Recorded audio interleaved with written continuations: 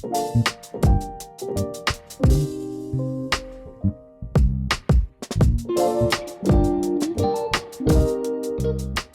video is going to be a little bit long. I just want to warn you. It's going to be a little bit longer than usual. Maybe 8 minutes. But it needs to be, because what we're talking about today, it goes really deep. The way our creativity either gives us life or slowly drains it away. If you've ever wrestled with burnout, if you've ever wrestled with shame or the weight of expectations around your art, I want you to watch this video all the way through. Stick with me, because what starts as rules can turn into chains, but what starts as a calling can turn into connection. And the difference between those two paths might just change the way you create and the way you live. Brian was a firebrand of creativity. He sketched, he filmed, he wrote with the reckless joy of someone who believed the world was wide open. But slowly, almost imperceptibly, his joy was hijacked. He began with a code. It all began with a code, the unspoken rules of the creator's world. Always post on schedule, never miss a chance to optimize. Only real artists make money at this. What started as motivation became scripture. Brian's creativity wasn't a gift anymore. It was a duty. Soon, the code laid its claim. Every missed deadline, it felt like a sin. Every quiet video, like failure. His art, it no longer belonged to him. It belonged to the algorithm, to his audience, to the invisible gods of productivity. And then the curse arrived.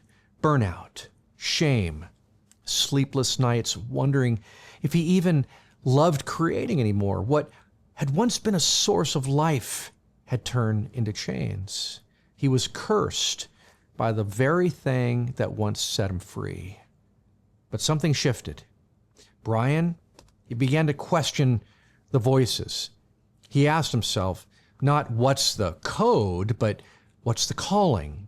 Slowly, he let go of the rigid laws and he turned his ear to that deeper whisper. Create because it matters.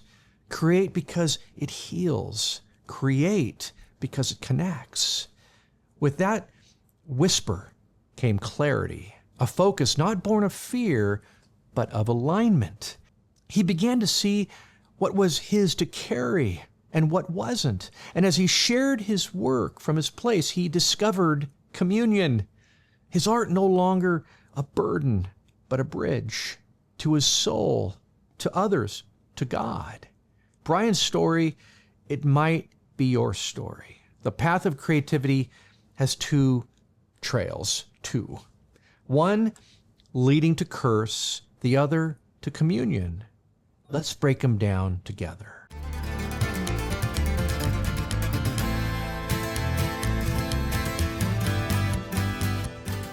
So let's start by talking about the dark descent, the code, the claim, and the curse. The code. The dark side begins with a code, rules that we adopt, sometimes explicitly, sometimes unconsciously. For instance, the perfectionist's law. If it's not flawless, it's worthless. What about the productivity gospel? Real creators never stop. Or the cultural creed. You're only as good as your numbers. Codes aren't inherently evil. They can give discipline, they can give structure, they can give focus, but when they harden into commandments, they stop serving us and begin enslaving us. Once a code is etched deep enough, it turns into a claim. It no longer whispers, it dictates. You owe me. You must pay with your time. You must pay with your energy, with your joy. If you don't produce, you're nothing. The claim, it feels like debt. Creativity ceases to be freedom. It becomes repayment. And the claim left unchecked becomes a curse. Burnout. Burnout that turns joy into dread. Comparison that drains you of gratitude. Shame that convinces you you'll never measure up. The curse is the ultimate inversion. What once gave you life now drains it. The brush that painted freedom now paints prisons. The lens that revealed beauty now only reveals inadequacy. Now let's talk about the redemptive path, calling, clarity, and communion. But there is another way. There's always another way. The redemptive path, it begins not with rules, but with invitation. A calling is not a law, it's a whisper. Create because it brings you alive. Create because the world needs your fingerprints on it. Create because you're participating in something bigger than yourself. A calling, it doesn't demand perfection, it invites presence. From calling flows clarity. Not the brittle clarity of rigid law, but the gentle clarity of alignment. You know why you create.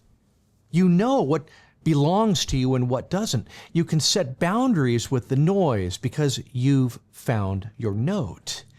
Clarity liberates you from the debtor's prison.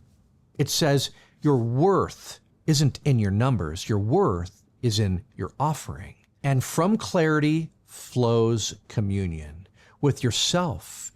You're no longer at war with your own process, with others. Your art becomes a bridge, not a burden. With God, you realize creativity itself is an echo of His image in you. Communion is the redemption of creativity. What was once a curse is now a blessing. What was once isolation is now connection. Now let's talk about the mirror of the two paths. Put them side by side. The dark side, the code, the claim, and the curse. And the redemptive side, calling, clarity, and communion. One begins with control and ends in chains. The other begins with invitation and ends in connection. One demands repayment. The other gives you rest. Both paths are available to us right now. So here's my challenge to you. Which path are you walking today?